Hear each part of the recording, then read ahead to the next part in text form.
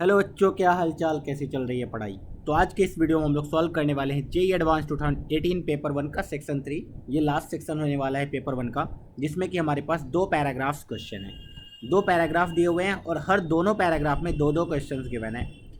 तो video start करने से पहले जो लोग भी बच्चे नए हैं इस पर मैं बता दूँ कि इस चैनल पर जेई की तैयारी होती है for class 8th 9th 10th 11th 12th and dropper वाले बच्चे। जो भी मैथ्स पढ़ना चाहते हैं यहाँ पे आके पढ़ सकते हैं। जैसे तुम होम पेज पे आओगे तुम्हें अपलोड सेक्शन दिखेगा, उसके नीचे तुम्हें दिखेगा revision series for JEE main and JEE advance. जो बच्चे भी जेई की तैयारी करते हैं, मैथ्स पढ़ना है उन्हें, उनके लिए ये वाला प्लेलिस्ट बहुत ही ज़्यादा इंपॉर्टेंट है। जब तुम यहाँ पे प्लेलिस्ट में देखोगे तो बहुत सारे अलग अलग प्लेलिस्ट ऑलरेडी बने हुए हैं, जिसमें तुम्हें एक प्लेलिस्ट दिखेगा JEE advance previous year papers 2011 and उसके बाद के सारे वीडियोस इसमें सॉल्व किए गए हैं। 2010 के पहले वाले भी आएंगे, ठीक है। उसके बाद तुम्हें दिखेगा जेई मेंस के प्रीवियस ईयर क्वेश्चंस, उसके बाद लेट्स क्रैक जेई मेंस वाला दिखेगा, देन चॉकलेट प्रॉब्लम सीरीज दिखेगा। चॉकलेट प्रॉब्लम सीरीज में क्या खास बात है कि हर एक वीडियोस में एक क्वेश्चन लिया गया है जो कि मल्टीपल चैप्टर्स के कॉन्सेप्ट को कवर कर रहा होगा। तो एक ही क्वेश्चन में तुम्हें बहुत कुछ सीखने को मिलता है यहाँ पे। और नीचे जाओगे तुम्हें दिखेगा foundation builders course for IIT JEE for class 8th 9th 10th। हो सकता है 8th के बच्चे पूरा का पूरा फॉलो ना कर पाएँ, लेकिन 9th 10th के बच्चे बहुत ही आसानी से फॉलो कर सकते हैं। ऐसा फाउंडेशन बिल्डर कोर्स पूरा यूट्यूब में कहीं भी नहीं है। यहाँ पे मैंने वो सारे चैप्टर्स कवर करने वाला हूँ जो भी जेई में तुम्हारे हैं या फिर बोर्ड में है। अगर तुम्हें देखना है कौन कौन से चैप्टर कवर होंगे तो तुम ये पहला वाला वीडियो जाके देख सकते हो बहुत ही आसानी से। और तुम देखोगे यहाँ पे ऑलरेडी बहुत सारे चैप्टर्स कवर किए गए हैं, बहुत सारे प्लेलिस्ट ऑलरेडी बन चुके हैं। तो चलो यार हम वीडियो स्टार्ट करते हैं। Paragraph number 1। पैराग्राफ नंबर 1 हमारे पास कोनिक सेक्शन से है। कोनिक सेक्शन या फिर कोऑर्डिनेट ज्योमेट्री, जो भी बोलना है वो बोल सकते हैं। तो पैराग्राफ को पढ़ते हैं। बोला गया let S be the circle in the X Y plane defined by the equation X square plus Y square is equal to 4। ये बहुत ही सिंपल सर्कल दे दिया उन्होंने। हमारे पास जो एक सर्कल है वो कैसा है, X square plus Y square is equal to 4। इसका मतलब रेडियस कितना होने वाला है सर्कल का, रेडियस होने वाला है 2। तो सर्कल एक बहुत ही प्यारा सा होगा। मैंने आसान सा सर्कल बना दिया। तुम्हें दिख रहा होगा ये वाला कोऑर्डिनेट कितना होने वाला है 2,0, ये वाला कोऑर्डिनेट होने वाला है -2,0, ये वाला कोऑर्डिनेट होने वाला है 0,2, ये वाला कोऑर्डिनेट होने वाला है -0,-2 and this coordinate is 0,0। Paragraph खत्म हो गया। पैराग्राफ में इन्होंने बस इतना ही बोल दिया कि there is a circle X square plus Y square is equal to 4। अब इस सर्कल से रिलेटेड कुछ क्वेश्चंस पूछे गए। पढ़ते हैं क्वेश्चन नंबर 15। बोला गया let E1 E2 and F1 F2 be the chord of the circle S। जो भी हमारे पास सर्कल गिवन है इसका कॉर्ड है E1 E2 F1 F2 passing through P0 1,1। जैसे ही सर्कल में ये 1,1 डालोगे तुम्हें दिख जाएगा ये नेगेटिव वैल्यू आ जाएगी, hence 1,1 lying inside the circle. वो तो हमें पता चल भी रहा है, ठीक है। सो 1 अगर इधर है तो 1 इधर है एंड 1,1 कहीं यहाँ पे है, ठीक है। This point is P 1,1। Okay, अब बोला गया E1 E2 and F1 F2 cord है जो कि इस P पॉइंट से पास कर रहे हैं and parallel to the X axis and Y axis respectively. मतलब E1 E2 जो तुम्हारा कॉर्ड है वो एक्स एक्सिस के पैरेलल है, ठीक है। जो भी बोला जा रहा है मैं बनाते जा रहा हूँ। E1 E2 जो कॉर्ड है वो एक्स एक्सिस के पैरेलल है। This means this is the chord. ये वाला जो कॉर्ड है ये E1 E2 वाला है, ठीक है। एंड देन बोला गया F1 F2 जो कॉर्ड है तुम्हारा वो वाई एक्सिस के पैरेलल है। तो ये वाला F1 F2 वाला कॉर्ड है, ठीक है। अच्छी बात है। सो मैं नाम दे देता हूँ, this is E1, this is E2, this is F1, this is F2। अगर ऐसे नाम देना है, इधर वाले को E1 दे देते हैं, इधर वाले को E2, देखने में अच्छा लगेगा। कोई भी नाम से कोई फर्क नहीं पड़ता है, कोई भी नाम दे दो। Okay, let G1 G2 be the chord of S passing through P0 and having slope -1। अच्छा, एक लाइन जो 1,1 से पास कर रही हो एंड स्लोप -1 हो तो y -1 इज इक्वल टू, या फिर हम लोग डायरेक्टली ऐसे बोल सकते हैं y is equal to -x plus c और x plus Y is equal to C. और 1,1 से पास कर रही है तो x plus Y is equal to 2 line होने वाला है। अच्छा, x plus Y is equal to 2 line तो बहुत ही प्यारा सा होता है। क्यों? क्योंकि ये तो दोनों पॉइंट से पास करेगा 2,0 एंड 0,2 से। तो ये रेड वाला जो है ये G1 G2 है, तो ये वाला पॉइंट आ गया G1, ये वाला पॉइंट आ गया G2। ओके, हमने सारे पॉइंट्स को प्लॉट कर दिए। अब देखते हैं क्या पूछा गया आगे। Let the tangent to S at E1 and E2 meet at E3। Okay, tangent to S at E1 पे एक टेंजेंट ड्रॉ किया गया, E2 पे भी टेंजेंट ड्रॉ किया गया, दोनों कहीं E3 पे मीट कर रहे हैं। ओके, तो E3 पॉइंट कोऑर्डिनेट निकालना पड़ेगा। E1 point is what, E1 का कोऑर्डिनेट कितना होगा, देखो E1 का कोऑर्डिनेट कितना होने वाला है। So we know y coordinate is 1 and ये सर्कल पे लाई कर रहा है, X square plus Y square is equal to 4, तो y कोऑर्डिनेट इज 1, तो X square is equal to 3, तो x is equal to plus और माइनस √3। प्लस और माइनस इसलिए आया क्योंकि ये √3 होने वाला है एंड ये माइनस √3 होने वाला है। ठीक है, E1 E2 का कोऑर्डिनेट आ गया। Since we know the coordinate of E1 and E2, हम लोग बहुत ही आसानी से इस पे टेंजेंट का इक्वेशन लिख सकते हैं। E1 पे टेंजेंट का इक्वेशन लिख रहा हूँ मैं। E1 पे लिखूंगा तो x(1) √3x y(1) is equal to 4।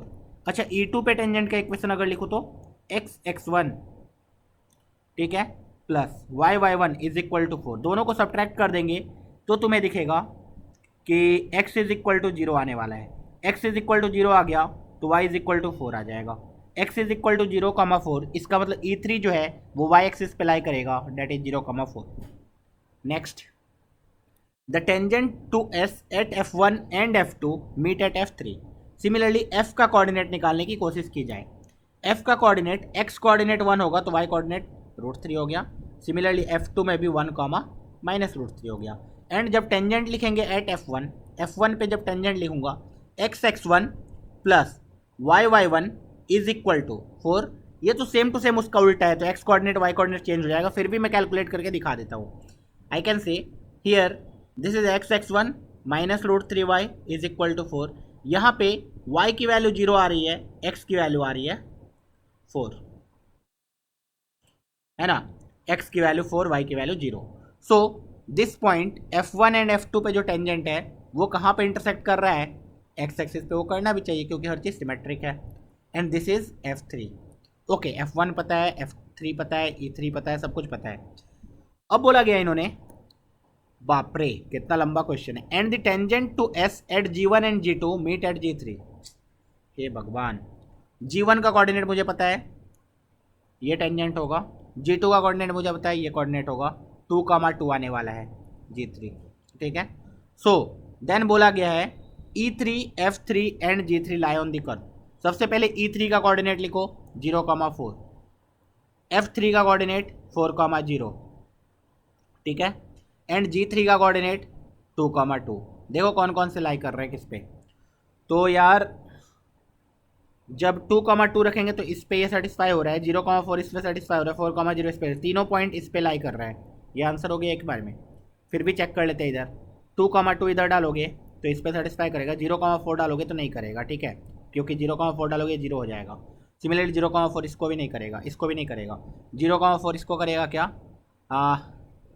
इसको कर रहा है, लेकिन 2,2 इसको करेगा क्या, 4 + 4 8 नहीं करेगा। दिस मीन्स तीनों पॉइंट सिर्फ एक ही पॉइंट को सेटिस्फाई कर रहे थे, ये ऑप्शन। तो लंबा क्वेश्चन था लेकिन हो गया, ओके, और होना ही था, क्यों नहीं होगा, हमने इतना पढ़ा जो है। चलो देखते हैं next question. Let P be the point on the circle S। फिर से वही सर्कल है अपने पास, x² + y² is equal to 4। बोला गया उस पर एक पॉइंट है P with both the coordinates being positive. Okay, this means P point जो है वो सर्कल के फर्स्ट क्वाड्रेंट में है, मान लिया, हियर इट इज P। अच्छा, सर्कल पे कोई कोऑर्डिनेट लेना होता है तो r cos theta, r sin theta. क्योंकि खुद से एज्यूम करना है तो हम लोग क्या एज्यूम करेंगे, ऑलवेज पैरामेट्रिक एज्यूम करेंगे। बोला गया let the tangent to S at P intersect the coordinate axis at point M and N। Suppose this is M, this is N। ये कोऑर्डिनेट निकाला जा सकता है, इस टाइप का क्वेश्चन हमने ऑलरेडी कर रखा है।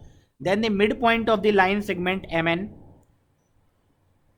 Lies on the curve. इसका H, K suppose mid point है, उसका लोकस निकालना है। सिंपल है ये तो। वी नो ये जो इक्वेशन होगा x/a cos theta, directly we can write, है ना, डायरेक्टली राइट कर दो या फिर ऐसे लिख दो x(1) 2 cos theta x plus y1 2 sin theta y is equal to 4। Since we have to find m में y कोऑर्डिनेट 0 आने वाला है, y कोऑर्डिनेट 0 खोगे x आ जाएगा 2 upon cos theta, that is 2 sec theta, 2 sec theta. ठीक है। Similarly n का कोऑर्डिनेट निकालना है तो y को 0 x को 0 रखना पड़ेगा, x को 0 रखोगे y आ जाएगा 2 cosec थीटा। तो m एंड n आ गया। So we can find out h कितना आ जाएगा 2 sec theta plus 0 by 2 that is sec theta. So cos theta is equal to 1 upon h। Similarly k आ जाएगा cosec theta, so sin theta is equal to 1 upon k। So we know cos square theta plus sine square theta is equal to 1 होता है। So 1 upon h square plus 1 upon k square is equal to 1 होगा। Hence we have got the locus x square plus y square is equal to x square y square. This is the locus. कितना simple question था, D option. तो ये paragraph on a easier side था, ठीक है। जिसे भी थोड़ा बहुत बेसिक आता है बस देख के डरो मत, तो तुम सॉल्व कर सकते हो। ठीक है, पैराग्राफ नंबर 1 कंप्लीट हो गया। अब जो ये पैराग्राफ नंबर 2 था ना, ये बहुत ही खतरनाक आया था, बहुत ही खतरनाक। हो सकता है तुम्हें पहला वाला क्वेश्चन देख के लगे नहीं सर इजी तो है, फिर भी देखना, अभी देखना मज़ा आ जाएगा। ये वाला क्वेश्चन है, मज़ा आ जाएगा, मज़ा आने वाला है। ओके, देखते हैं। There are 5 students S1 S2 S3 S4 S5। Total हमारे पास 5 बच्चे हैं। सबका नाम दे दिया इन अ म्यूजिक क्लास, कोई भी क्लास रहे, मैथमेटिक्स क्लास मान लो। And for them there are 5 seats R1 R2 R3 R4 R5। Basically सबका सीट रिजर्व है ऑलरेडी। S1 आके R1 में बैठता है, S2 आके R2 बैठता है, S3 आके R3 बैठ जाता है। And they are arrange in a row मतलब लीनियर परमुटेशन की बात चल रही है, ठीक है। Where initially the seat RI is allotted to the student SI। ये तो मैंने ऑलरेडी बोल दिया कि S1 R1 पे बैठता है, S2 R2 बैठता है, S5 R5 बैठता है, and so on. But on the examination day, लेकिन एग्जाम का दिन था। अब एग्जाम के दिन में तो सब अपने अपने प्लेस पे नहीं बैठेंगे, रैंडम बिठाया गया। The 5 students are randomly allotted 5 seats, randomly बिठा दिया उनको, ठीक है, अच्छी बात है। अब पैराग्राफ में क्वेश्चन स्टार्ट होते हैं। What is the probability that on the examination day the student S1 gets the previously allotted seat R1 and none of the remaining students get the seat previously allotted to them. मतलब basically फंडा क्या है?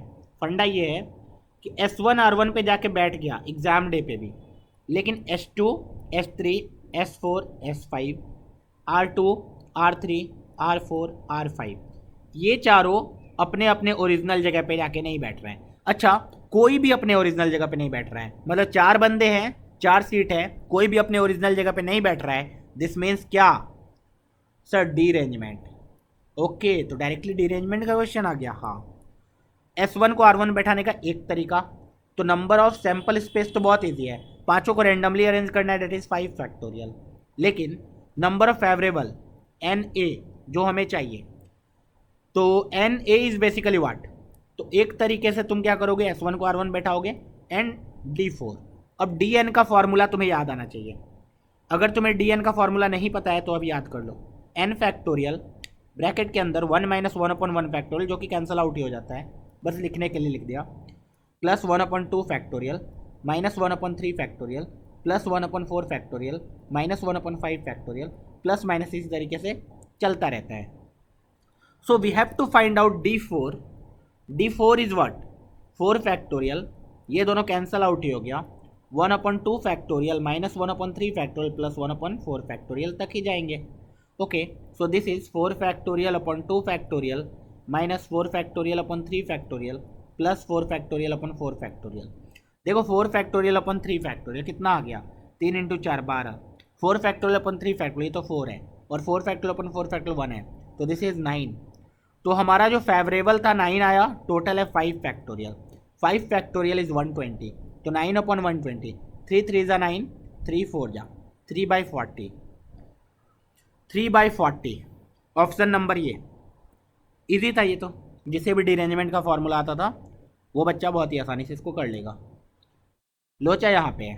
अब जो अगला question है, इस type का क्वेश्चन जनरली नहीं पूछा जाता है, ठीक है। अगर तुम्हें टफ लगेगा ये क्वेश्चन तो ये बात मान लो कि इस टाइप का क्वेश्चन जनरली जेईई में नहीं पूछा जाता है। ये मेनली इंक्लूजन एक्सक्लूजन पे था। ऐसे ऐसे क्वेश्चन हो सकता है 4-5 साल में एक बार देखने को मिले, है ना। इंक्लूजन एक्सक्लूजन प्रिंसिपल पे बहुत ज़्यादा तो पूछते नहीं है, अगर पूछेंगे भी तो बेसिक वाला 3 सेट ज़्यादा से ज़्यादा देते हैं। यहाँ पे 4-4 अलग अलग सेट दे दिया। देखो दिक्कत तो होगी क्वेश्चन सॉल्व करने में, लेकिन मैं बहुत अच्छे से समझाने वाला हूँ, समझने की कोशिश करना, ठीक है। और अगर तुम्हें आता है तब तो बहुत बढ़िया बात है, मतलब आता है तुम्हें बहुत ही बढ़िया बात है, फिर तो तुम्हारा सिलेक्शन हो जाएगा आईटी में, टेंशन लेने का ही नहीं है। देर are 5 students S1 S2 S3 S4 S5, 5 बच्चे हैं, फिर से वही सब कुछ लिखा हुआ है। For I is equal to 1 2 3 4 TI denote the event that the student SI and SI plus 1 do not sit adjacent to each other। पहले इसका मतलब क्या है वो देख लेते हैं। T1 किसी ने लिखा, दिस मीन्स T1 किसी ने लिख दिया मतलब S1 एंड S2 साथ में नहीं बैठेंगे। किसी ने T2 लिख दिया, this means S1 and S2 S2 and S3 साथ में नहीं बैठेंगे। T3 का मतलब क्या हो जाएगा, S3 एंड S4 साथ में नहीं बैठेंगे।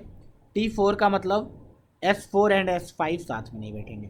Okay, then the probability of the event T1 intersection T2 intersection T3 intersection T4। मुझे बेसिकली निकालना क्या है, N of T1 intersection T2 intersection T3 intersection T4, 4 set. तो देखो यार ये तो आ जाएगा टोटल पॉसिबिलिटी बैठने का माइनस इसका कॉम्प्लीमेंट। अच्छा इसका कॉम्प्लीमेंट क्या होता है तुम्हें पता होना चाहिए, T1 इंटरसेक्शन T2 है, इसका कॉम्प्लीमेंट निकालना है। सो this is T1 bar union T2 बार। अच्छा इसी तरीके से 3 हो जाएगा, फिर भी ये काम करेगा। इसका बार निकालना है तो T1 बार यूनियन T2 बार यूनियन T3 बार, ठीक है। क्योंकि हम लोग यूनियन में क्यों ले जा रहे हैं, सबसे पहले तो यही लॉजिक है। बच्चे बोलेंगे सर यूनियन में क्यों ले जा रहे हैं, डायरेक्टली आंसर क्यों नहीं आ रहा है। डायरेक्टली आंसर तो आ ही नहीं पाएगा ना। S1 S2 साथ में ना रहे, S2 S3 साथ में ना रहे, S3 S4 भी साथ में ना रहे, S4 S5 भी साथ में ना रहे, कैसे कैलकुलेट करेंगे, मतलब कोई भी साथ में ना रहे तो कोई बैठेगा कैसे, मतलब समझ में नहीं आएगा डायरेक्टली। तो जब डायरेक्टली समझ में नहीं आता है ना तो हमें बाइजेक्शन वगैरह यूज करना होता है या इंक्लूजन एक्सक्लूजन यूज करना होता है। अच्छा और यूनियन में क्यों ले जा रहे हैं, ऑब्वियस सी बात है क्योंकि यूनियन का फॉर्मूला हमें पता है, A union B union C union D रहता तो एक एक करके NA माइनस 2 करके A इंटरसेक्शन B वाला प्लस 3 करके A intersection B intersection C वाला माइनस 4 करके NA intersection B intersection C। ये तो हमने सीखा हुआ है ऑलरेडी फार्मूला, है ना। ओके तो इसीलिए हम लोग यूनियन में ले जा रहे हैं। सो दिस इज इसका कॉम्प्लीमेंट, एंड इसका कॉम्प्लीमेंट तो यूनियन में आ जाएगा T1 bar union T2 bar union T3 bar union T4 bar. And ये T1 बार निकालना बहुत ही आसान है, तुम्हें लगेगा अभी पता चल जाएगा, देखना कैसे। T1 का मतलब क्या है कि S1 S2 साथ में ना बैठे। T1 बार का मतलब क्या है, S1 S2 हमेशा साथ में बैठे। T2 बार का मतलब क्या हो जाएगा, S2 S3 हमेशा साथ में बैठे। T3 बार का मतलब हो जाएगा S3 S4 हमेशा साथ में बैठे। T4 बार का मतलब हो जाएगा S4 S5 हमेशा साथ में बैठे। ओके आगे देख लेते हैं। अब प्रोबेबिलिटी निकालना है तो टोटल इज 5 फैक्टोरियल, तो हमें पता है अल्टीमेटली प्रोबेबिलिटी इसका निकालना है अगर तो डिवाइड बाय 5 फैक्टोरियल कर देंगे। ओके तो अभी हम लोग सिर्फ इसको कैलकुलेट कर लेते हैं, ठीक है। अब देखना उसको कैलकुलेट करते हैं। N of T1 bar union T2 bar union T3 bar union T4 बार, ये आने वाला है N ऑफ T1 बार, जैसे सबको सम कर दो, minus N of T1 bar intersection T2 bar, जैसे जितने सबका sum, plus N of T1 bar intersection T2 bar intersection T3 bar, जैसे हैं जितने सबका sum, minus N of T1 bar intersection T2 bar intersection T3 bar intersection T4 bar, ऐसा तो एक ही रहेगा। Okay so let's say N of T1 bar का मतलब S1 S2 हमेशा साथ में रहे। अच्छा T1 बार का मतलब ये, इसमें जितने नंबर ऑफ केसेस आएंगे उतने T2 बार में भी आएंगे, उतने ही T3 बार में भी आएंगे, उतने ही T4 बार में भी आएंगे।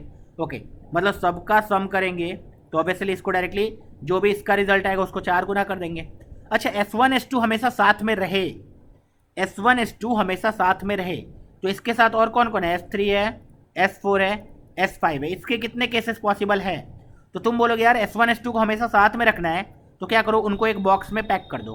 Tie method, tie and string method पढ़ते हैं ना, बॉक्स में पैक कर दिया तो ये एक ऑब्जेक्ट हो गया और प्लस 3 ऑब्जेक्ट, तो 4 ऑब्जेक्ट। अरेंज करने का तरीका 4 फैक्टोरियल। लेकिन S1 S2 खुद में भी तो दो फैक्टोरियल तरीके से अरेंज होंगे।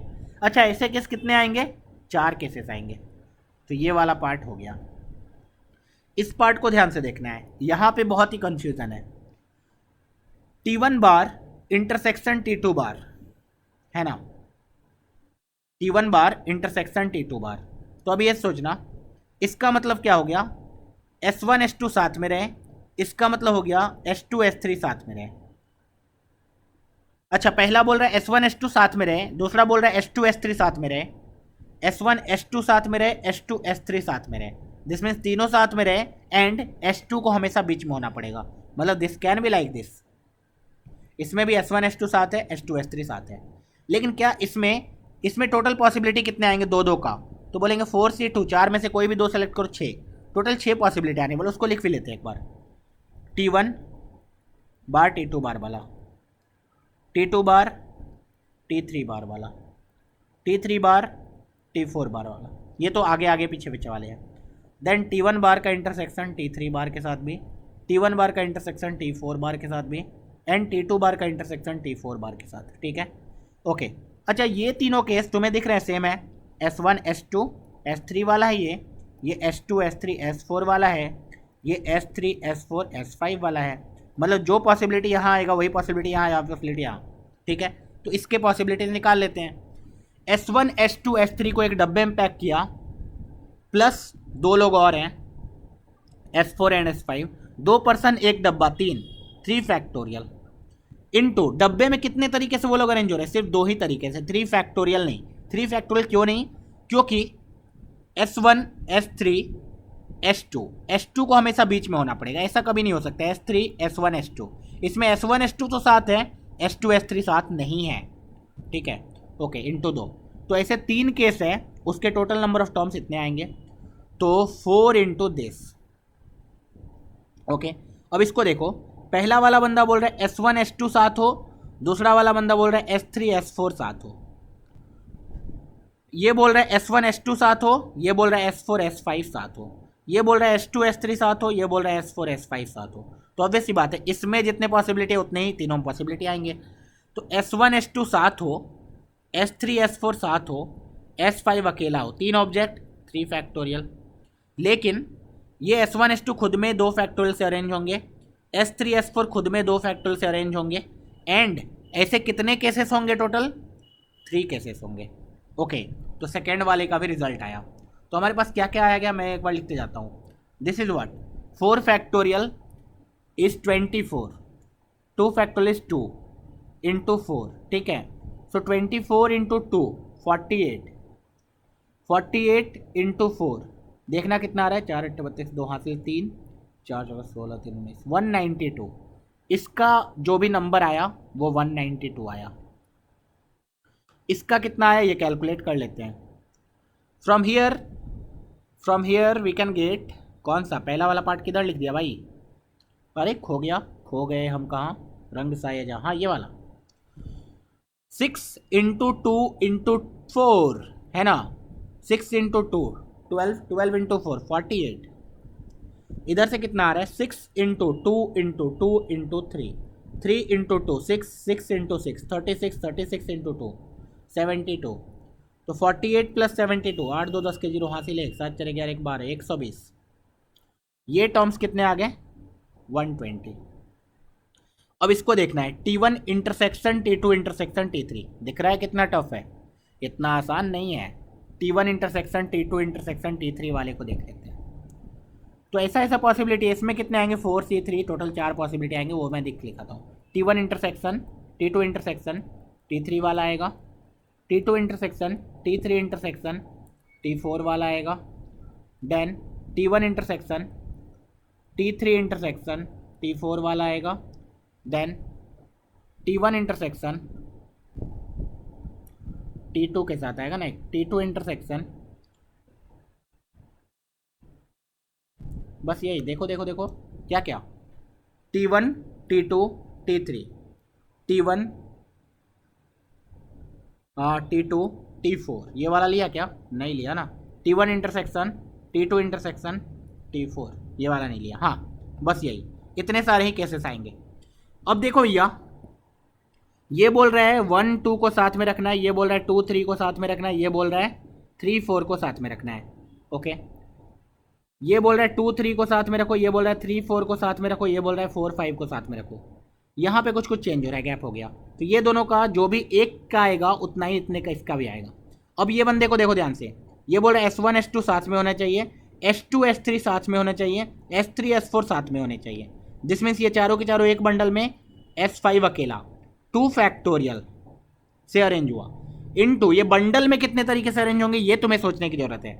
S1 S2 हमेशा साथ में, S2 S3 हमेशा साथ में, S3 S4 हमेशा साथ में। तो एक पॉसिबिलिटी बस यही आता है S4 S3 S2 S1, तो इंटू 2। ऐसे कितने केसेस हैं? 2 केसेस हैं। तो ये तो 2 इंटू 2 इंटू 2 8। इसको देखो, अब ये बोल रहा है, ये इसी को देख लेते हैं। S1 S2 साथ में रहे, S2 S3 साथ में रहे एंड S4 S5 साथ में रहे। तो S1 S2 S3 को साथ में रखना है, S4 S5 को साथ में रखना है। तो फिर से 2 फैक्टोरियल तो आया, ऐसे 2 केस आएंगे। S4 S5 खुद में अरेंज होंगे 2 फैक्टोरियल से, S1 S2 S3 खुद में अरेंज होंगे 2 तरीके से, S3 S2 S1 वाला सिर्फ। Okay, so this is 2 into 2 4, 2 into 2 4, 4 into 4 16, 16 plus 8 8 से 14 24। तो ये इधर आ गया 24। ओके, किधर, ये कहाँ आया 24, ये आया 24। ठीक है, अब ये लास्ट वाले को देखो, लास्ट वाले को सारे का इंटरसेक्शन, मतलब S1 S2 साथ रहे, S2 S3 साथ रहे, S3 S4 साथ रहे, S4 S5 भी साथ रहे। ये पॉसिबिलिटी है, या फिर इसका रिवर्स पॉसिबिलिटी, मतलब इसमें 2 ही पॉसिबिलिटी है। तो ये वाला 2, तो इसको कैलकुलेट किया जाए। दिस इज़ व्हाट, 192 में से 120 माइनस कर दो, कितना आ गया 2, 9 में से 2 गया 7, 72 आया। ये दोनों ख़त्म। 72 में 24 ऐड कर दो, 72 में फिर 2 माइनस करना पड़ेगा, 70 आ गया, 70 में 24 ऐड कर दो, ये कितना आ रहा है 4 7 2 9, 94 आ रहा है। ठीक है, ओके 94 आया ना। ओके, तो इसमें कुछ कैलकुलेशन एरर लग रहा है मुझे, क्या कुछ तो कैलकुलेशन एरर नहीं हुआ है मेरे हिसाब से, कॉन्सेप्चुअली सही है। तो हमें क्या करना है, 120 माइनस जो भी सम आया डिवाइड बाय 120 करना है। तो यहाँ पे जो सम आता है ये 14 आता है, एक बार लेट्स चेक, है ना, चेक करना। दिस इज़ बेसिकली 14 बाई 120 आता है, तो दिस इज़ 7 बाई 60 आता है अल्टीमेटली। ठीक है, सो द ओवरऑल कॉन्सेप्ट यही था, इंक्लूजन एक्सक्लूजन लगाना था। तुम्हें दिख गया ये कितना डिफिकल्ट क्वेश्चन था। ठीक है, अल्टीमेटली ये बहुत ही डिफिकल्ट क्वेश्चन था। इतना डिफिकल्ट क्वेश्चन आए तो एग्जाम में ऑब्वियसली बात है छोड़ देने का, नहीं करने का, एग्जाम में छोड़ देने का ऐसे क्वेश्चंस को। अगर तुम्हारे पास बहुत टाइम है, एम्पल ऑफ टाइम, तब तुम अटेम्प्ट कर सकते हो और तुम्हें आता भी है। लेकिन अगर इतने क्वेश्चन, मतलब इतना टाइम दे के एक क्वेश्चन सॉल्व करें, इससे अच्छा मैं इतने टाइम में 3 क्वेश्चन और सॉल्व कर लूँगा, सेम मार्क्स मिल जाएंगे मुझे। तो मैं ये क्वेश्चन तो हरगिज़ नहीं करूँगा एग्जाम में, है ना। और बाद में जब तुम सॉल्यूशन देखोगे ना, फिर भी तुम्हें आधा चीज़ तो समझ में ही नहीं आएगा चल क्या रहा है। तो तुम्हें दिख रहा है इतना बहुत ही लेंदी क्वेश्चन है, ये बहुत ही लेंदी क्वेश्चन है। ठीक है, तो टेंशन नहीं लेने का, करते रहने का। यहाँ पे हमारे 2018 ख़त्म हो चुका है, पेपर 1 2018 इज़ ओवर। अब हम लोग पेपर 2 स्टार्ट करेंगे कल, एंड पेपर 2 को ही कल ख़त्म कर देंगे पूरा का पूरा। ठीक है, पेपर 2 2018 कल का कल ख़त्म हो जाएगा, उसके बाद 2019-20 सब कुछ ख़त्म कर देंगे इस जेईई एडवांस के एग्ज़ाम के पहले। चलो, अगर वीडियो को लाइक नहीं किया है तो लाइक करके जाना, सब्सक्राइब नहीं किया है चैनल तो सब्सक्राइब करके जाना, एंड दोस्तों के साथ शेयर करो ताकि इतना अमेजिंग कंटेंट उन्हें भी मिले और उनका भी एग्ज़ाम बहुत ही अच्छा जाए। चलो पढ़ते रहो, ऑल द बेस्ट, मचाते रहो।